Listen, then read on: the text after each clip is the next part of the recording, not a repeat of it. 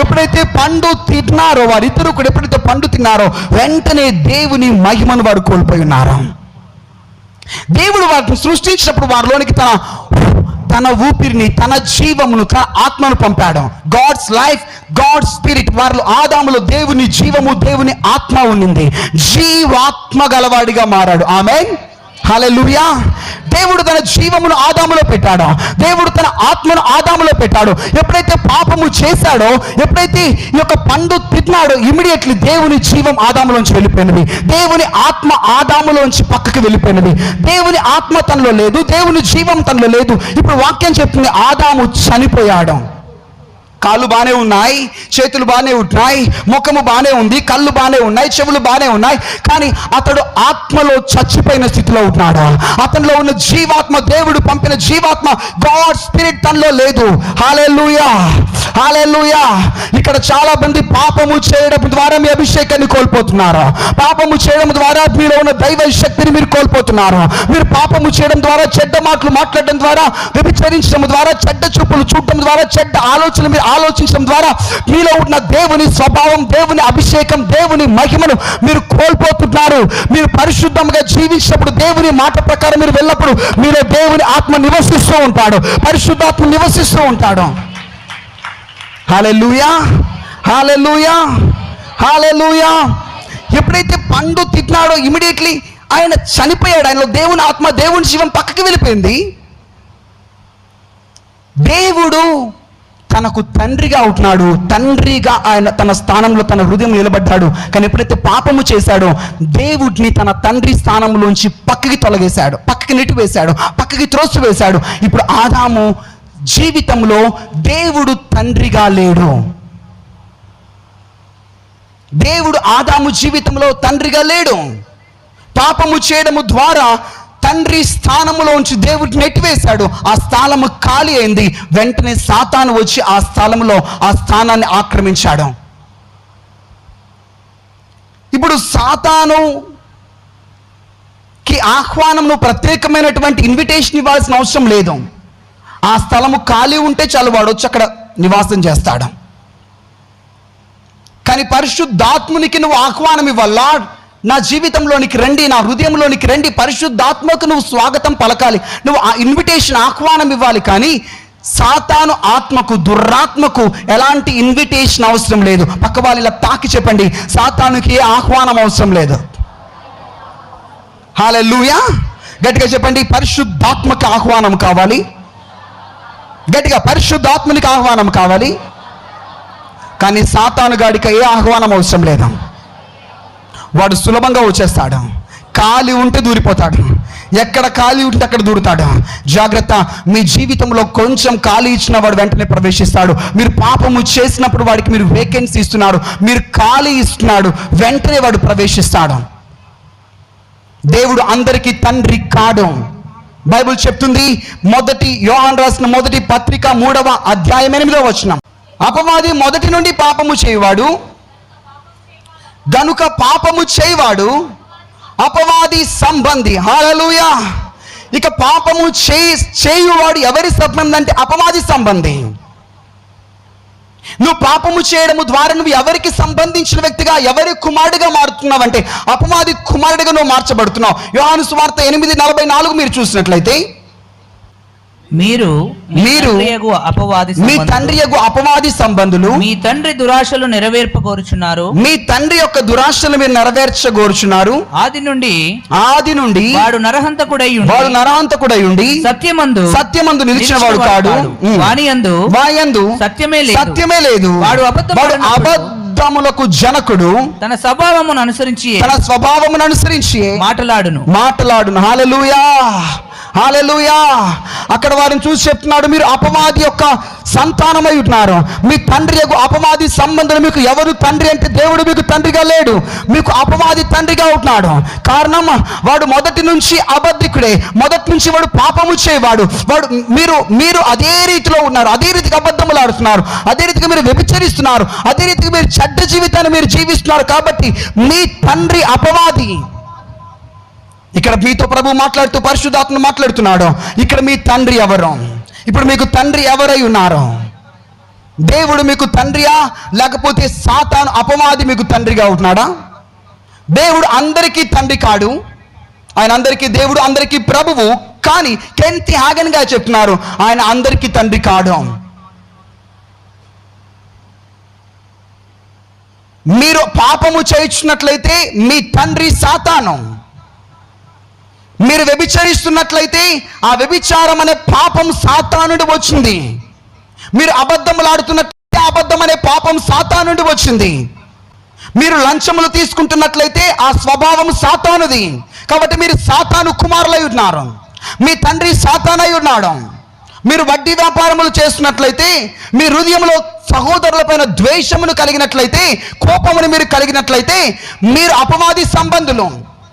లేదండి, మేము అబ్రాహాము సంబంధులమై ఉంటున్నాం, మేము బాప్తిజం పొందుకున్నాం, మేము సున్నతి పొందుకున్నాం, మేము రక్తమాంసంలో పాలు పొందుకుంటున్నాం. అయినప్పటికీ నువ్వు పాపము చేస్తున్నట్లయితే నువ్వు తండ్రి యగు దేవుని సంబంధివి కాదు, నువ్వు సాతాను స్వభావమని, సాతానుది తండ్రి అయి నువ్వు సాతాను కుమారుడు అని దేవుని వాక్యం చెప్తుంది. సొంత నీ భార్యను నువ్వు ప్రేమించని స్థితిలో ఉంటున్నావు, నీ సొంత సహోదరుని ప్రేమించని స్థితిలో ఉంటున్నావు, నీ ఇంటి పక్కవారిని ప్రేమించిన స్థితిలో, క్షమించలేని స్థితిలో ఉంటున్నావు.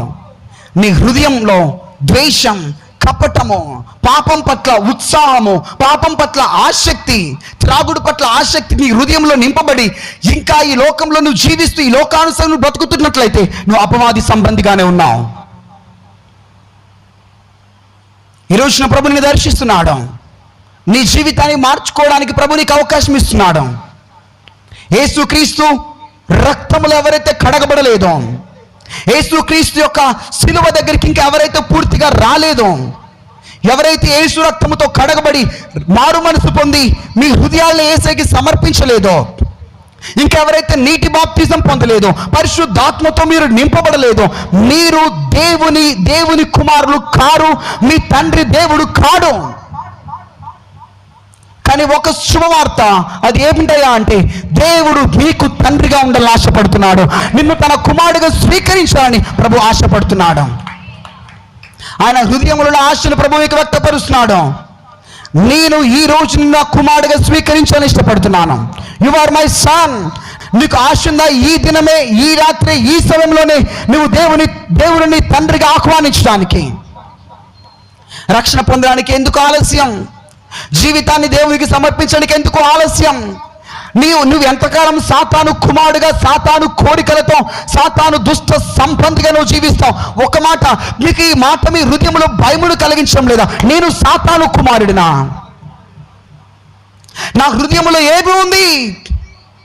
ఒకసారి నీ అంతరంగాన్ని తెరు, నీ హృదయమును తెరు. నిన్ను మోసగించుకుంటున్నావు. సినిమాలు చూస్తూ, సీరియల్ చూస్తూ భయంకరమైన చెడ్డ స్వభావాన్ని జీవిస్తున్నావు. నీలో పరిశుద్ధతే లేదు. దేవుడు పరిశుద్ధతను కోరుతున్నాడు, పరిశుద్ధతను ప్రేమించే వారిని కోరుతున్నాడు, పరిశుద్ధతను ఇష్టపడే వారిని కోరుతున్నాడు. పాపమును ద్వేషించి, పాపమును చీదరించుకొని, పాపము నుండి, అపవిత్రత నుంచి పారిపోయేవారు దేవునికి కావాలి. నీ దేవుడు పరిశుద్ధుడు, నీ తండ్రి పరిశుద్ధుడు. నీ తండ్రిని నువ్వు హత్తుకోవాలంటే నీకు పరిశుద్ధత కావాలి. ఆమేన్. చేతులెత్తి గట్టిగా హల్లెలూయా చెప్పండి. నీ దేవుడు పరిశుద్ధుడై ఉంటున్నాడు. ఆయన పరిశుద్ధుడైన దేవుడు. తన జనాంగము, తన బిడ్డలు కూడా ఆ రాకుల మాందాల శాంతరబాక ఆయన రక్తముతో కడగబడిన పరిశుద్ధ జనాంగముగా, యాజక గుంపుగా బ్రహ్మలు చేయాలనుకుంటున్నాడు. వావ్. సంఘములో యేసుక్రీస్తు రక్తముతో కడగబడి, పరిశుద్ధత పట్ల రోషము కలిగి, పాపమును విసర్జించి, పాపమును పక్కకి త్రోసివేసి, పాపము పట్ల ఆశ్రయము కలిగినటువంటి వారు విశ్వాసులుగా మార్చబడి ప్రభు యేసు రక్తమాంసములను పొందుకొని వారి రక్షణను కాపాడుకుంటూ పరిశుద్ధ జీవితంలో, ప్రార్థన జీవితంలో యేసు వైపే చూస్తూ పరిగెత్తే ప్రతి ఒక్కరు కూడా సంఘములో ఉన్న వారు పరిశుద్ధులు అవుతున్నారు. వారికి పట్టబడిన పేరు పరిశుద్ధులు. ఆమేన్. హల్లెలూయా. గట్టిగా చేతులెత్తి హల్లెలూయా చెప్పండి. హల్లెలూయా. సంఘములో ఉండాల్సిన పరిశుద్ధులు, సంఘములో నివసించాల్సిన పరిశుద్ధులు, దేవుని కుమారులు పరిశుద్ధులుగా ఉంటారు. వారు పాపము చేయలేరు. వారిలో పాపములకు స్థానము లేదు, అబద్ధములకు స్థానము లేదు, కోపములకు స్థానము లేదు, ద్వేషములకు స్థానము లేదు. వారిలో నరనరములో ఉండేది, వారి చూపుల్లో, వారి మాటల్లో, వారి ప్రవర్తనలో కనబడేది పరిశుద్ధత. గట్టిగా చెప్పలు కొడుతూ వారి హృదయంలో ఒక తపన, వారి హృదయంలో ఒక రోషం ఉన్నది. ఏమిటంటే నా దేవుడు పరిశుద్ధుడు, మీరు ఆరాధిస్తున్న దేవుడు పరిశుద్ధుడు, మీరు ప్రార్థిస్తున్న దేవుడు పరిశుద్ధుడు, నా దేవుళ్ళలో పరిశుద్ధత నాకు కూడా కావాలి, మీరు పరిశుద్ధమైన దేవుని కుమారుడుగా జీవించాలి, నాకు పరిశుద్ధత కావాలని వారు పరిశుద్ధత కొరకు పరిగెత్తుతారు. ఇక్కడ యేసుక్రీస్తు పరిశుద్ధమైన రక్త మాంసములు పాలు పొందుకొని, యేసుక్రీస్తు శరీరమును తిని, యేసుక్రీస్తు రక్తమును త్రాగి బయటికి వెళ్ళి మరలా వాళ్ళు బ్రాందీ సీసా పట్టుకోవాలంటే, మందు సీసా పట్టుకోవాలంటే, టీవీ సీరియల్ ముందు కూర్చోవాలంటే వారు గడగడ గడగడ వలుకుతారు. ఎందుకంటే వారు పరిశుద్ధతను కోరుకుంటున్నవారు, వారిలో దైవికమైన భయము వారిలో ఉంది. వారు పాపము చేయలేరు. హల్లెలూయా. దేవుని కుమారులు పరిశుద్ధులు. మీరు ఎవరికి కుమారులు మీకు అర్థమవుతున్నదా? అయితే ప్రభు మీకు కృపనివ్వబోతున్నాడు. మీ అందరినీ ఆయన చేర్చుకోవడానికి తన 2 చేతులు చాపి మిమ్మల్ని తన కుమారులుగా స్వీకరించి మీకు స్వాగతం పలుకుతూ తన హృదయంలో హత్తుకోవాలని ప్రభు ఎదురు చూస్తున్నాడు. Come to Jesus. చేతులెత్తి పరిశుద్ధమైన కుమారులుగా జీవించాలో చెప్పండి. మీరు ఈ లోకంలోనే జీవిస్తున్నారు, కానీ ఈ లోకపు మురికి మీకు అంటదు. ఈ లోకంలో ఉన్న పాప మాలిన్యం మీకు అంటదు. మీరు పాపములకు, అపవిత్రతకు స్థానం ఇచ్చి చోటిచ్చేవారు కాదు. మీ దృష్టి పరిశుద్ధమైన యేసు వైపునే ఉంటుంది. మీ హృదయంలో ఆశ పరిశుద్ధత మీదనే ఉంటుంది. పరిశుద్ధతలో ఒక్కొక్క మెట్టు ఎత్తి పరిశుద్ధతలో ఆ ఉన్నతమైన శిఖరాన్ని చేరుకోవాలి. ఆ పరిశుద్ధ శ్రీయంలో దేవుని పరిశుద్ధ సింహాసనంలో నేను కూడా నిలబడాలి. గొర్రెపిల్ల వివాహ మహోత్సవంలో నేను కూడా పాలు పొందాలి. నేను పరిశుద్ధలో గుంపు చేర్చబడి గొర్రెపిల్ల వివాహ మహోత్సవంలో పరలోకంలో ఉండాలి. నా పేరు జీవ గ్రంథంలో రాయబడాలని పరిశుద్ధత కలిగి మీరు పరిగెత్తుతూ ఉంటారు. మీ దృష్టి పరిశుద్ధత. ఆమేన్. మీ మాటల్లో పరిశుద్ధత ఉంటుంది, మీ క్రియల్లో పరిశుద్ధత ఉంటుంది, మీ చూపుల్లో పరిశుద్ధత ఉంటుంది. మీరు పాపమును కోరుకోరు, పాపమునకు మీరు స్థానం ఇవ్వరు. మీ ప్రతి శరీరంలో, ప్రతి అవయవంలో పరిశుద్ధత ఉంటుంది. మీ పాదముల్లో పరిశుద్ధత ఉంటుంది, మీ చేతుల్లో పరిశుద్ధత ఉంటుంది, మీరు కట్టుకున్న వస్త్రములో కూడా పరిశుద్ధత ఉంటుంది. పవిత్రతకు కనబడుతుంది మీలో. ఆమేన్. హల్లెలూయా. పాపము నుండి దూరంగా మీరు పారిపోతారు. నువ్వు కట్టుకున్న వస్త్రముల్లో కూడా పరిశుద్ధత ఉంటుంది. ఆమేన్. మీ వస్త్రములు కూడా అపవిత్రపరచబడవు. మీ వస్త్రములు కూడా పాపము అంటదు. ఆమేన్. హల్లెలూయా. మీరు కనే కలలు కూడా పరిశుద్ధముగా ఉంటాయి. మీ కలలో కూడా మీరు పరిశుద్ధతను కాపాడుకుంటారు, పవిత్రతను కాపాడుకుంటారు. కలలో కూడా ఎదుటివారితో మీరు పోరాడరు, కలలో కూడా ఎదుటివారిని మీరు దూషించరు. మీరు పరిశుద్ధత, పవిత్రతను హత్తుకొని ఉంటారు. మీరు పరిశుద్ధ జనాంగమై ఉన్నారు. పరిశుద్ధాత్మను పొందిన మీరు పరిశుద్ధపరచబడిన వారు. హల్లెలూయా. మిమ్మల్ని ఎంతగా దేవుడు, ఓ జీసస్, మిమ్మల్ని దేవుడు ఎట్టి విధంగా పిలుస్తున్నాడు చూడండి. మీరు నా పరిశుద్ధ జనాంగము, మీరు నా పరిశుద్ధ జనాంగము, మీరు నా ముద్దు పిల్లలై ఉన్నారు, మీరు నా కుమారులు. మీ తండ్రి అయిన నేను పరిశుద్ధుని, నా కుమార్తెవు, నా కుమారుడే నీవు కూడా నా రోషముతో పరిశుద్ధంగా నిలబడే వ్యక్తివై ఉన్నావు. ఈ రోజున క్రైస్తవులు ఎంత సిగ్గుపడాల్సిన విషయం తెలుసా? నీ దేవుడు ఎంత రోషము కలిగిన వాడు. అంత రోషము గల దేవుడిలో ఉన్న రోషం కొంచెం కూడా మీలో లేదా? నేను ఆ మాట పలకూడదు, పక్కన ఎవరైనా చెప్పాలి. ఆ మాట ఏమిటయ్యా అంటే, దేవుడిలో ఉన్న రోషం లేకపోతే కానీ కనీసం మీ కళ్ళ ముందు, మీ మధ్యలో నివసిస్తున్నటువంటి మీ దేవుని సేవకులో ఉన్నటువంటి రోషంలో కొంత రోషమన్న మీలో మండాలి. ఆమేన్. హల్లెలూయా. దేవుని కొరకు నీతిగా జీవించాలి. నేను ఈ లోక సంబంధిని కాదు, నేను అపవాది కుమారుని కాదు, నేను జీవం గల పరిశుద్ధుడైన యెహోవా దేవుని కుమారుని ఉన్నాను. యేసుక్రీస్తు రక్తముతో కడగబడినటువంటి దేవుని కుమారుని ఉన్నాను. నువ్వు ఎవరివో తెలుసా? ఓ పరిశుద్ధమైనటువంటి దేవుని కుమారుడు. కల్వరి శిలువలో తన వధింపబడిన గొర్రెపిల్ల రక్తము ద్వారా నిన్ను తన పరిశుద్ధ కుమారుడుగా మార్చి ఉన్నాడు, తన పరిశుద్ధమైన కుమారుడుగా కొనుక్కున్నాడు. నువ్వు గొర్రెపిల్ల రక్తముతో కడగబడ్డావు, గొర్రెపిల్ల రక్తముతో శుద్ధి చేయబడ్డావు. మీ అందరికి ఒక శుభవార్త, మీ అందరూ కూడా పరిశుద్ధులుగా మార్చబడబోతున్నారు. మార్చబడ్డారు యేసుక్రీస్తు గొర్రెపిల్ల రక్తము ద్వారా. గట్టిగా చెప్పలు కొడుతూ ఆగకుండా స్తుతిస్తాం.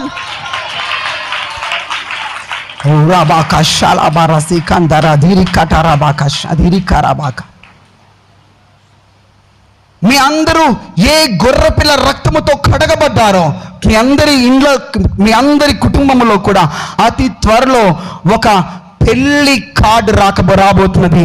వివాహ మహోత్సవ ఆహ్వానం రాబోతున్నది. మీరు ఏ రక్తముతో కడగబడ్డారో ఆ గొర్రెపిల్ల వివాహ మహోత్సవానికి మీరు ఆహ్వానితులయ్యున్నారు.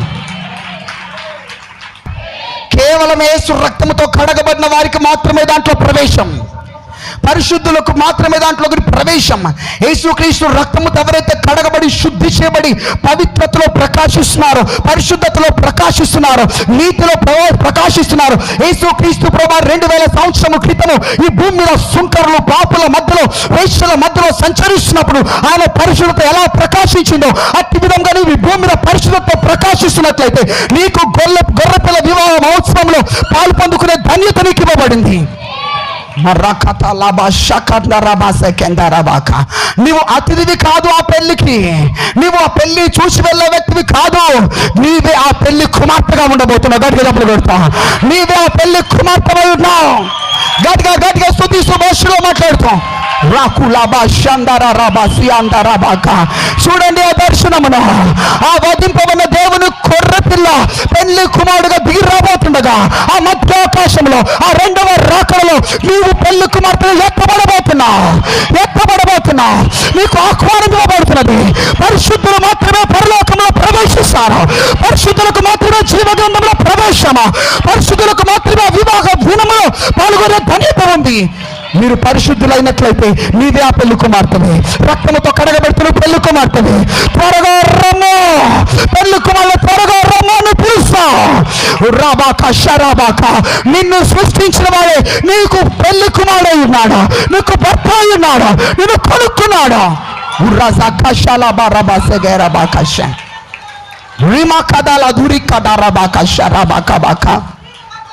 నీ నిరీక్షణ, నీ ఎదురు చూపు, నీ కనిపెట్టిన దేని కొరకయ్యా అంటే నేను ఆ పెండ్లి విందులో నేను ఉండాలి.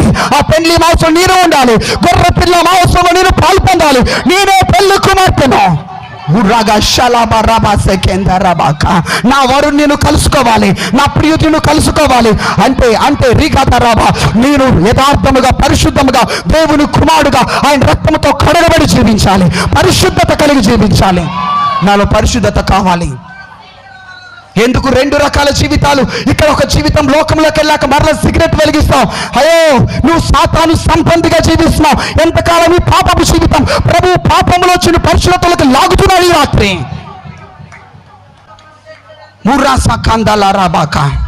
నీ హృదయంలో ఒక ఆశ, నేను దేవుడిని మోసగించదు, నేను దేవుని వలె పరిశుద్ధముగా ఉండాలి. నేను దేవుని కుమారుడిగా జీవించాలి భూమి మీద.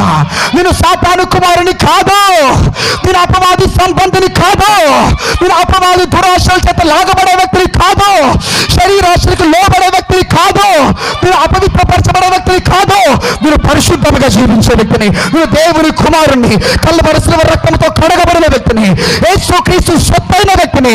నన్ను ఆయన పిలుచుకున్నాడు. నేను ఆయన జనాంగము, నేను ఆయనకు చెందిన వ్యక్తిని, ఆయనకు సంబంధించిన వ్యక్తిని, నేను పరలోకపు వ్యక్తిని, నేను పరిశుద్ధులను. గట్టిగా చెప్పగలుగుతూ భాషలో స్తుతిస్తూ మహిమపరుస్తాం.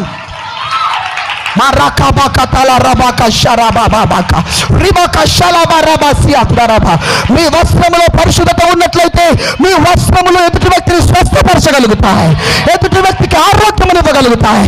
మీ వస్త్రములు పవిత్రములైతే మీ వస్త్రములో అభిషేకం ఉంటున్నది. దేవుని పరిశుద్ధాత్మ శక్తి మీ వస్త్రములో ఉంటుంది.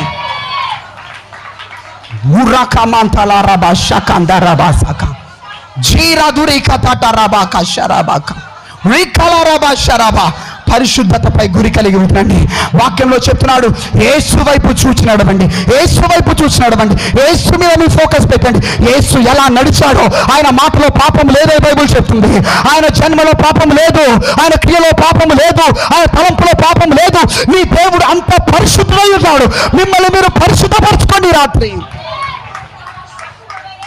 రీబాకాశాలాబా, ఎంత పరిశుద్ధ దేవుని నువ్వు కలిగి ఉన్నావు, ఎంత పరిశుద్ధుడైన దేవుని నువ్వు కలిగి ఉన్నావు. వేశ్యను సైతం అమ్మా అని పిలిచిన పరిశుద్ధత ఆయనది. నీ తండ్రి పరిశుద్ధుడు, నీ దేవుడు పరిశుద్ధుడు. ఆయన కుమారులు ఎలా ఉంటారంటే పరిశుద్ధముగా ఉంటారు.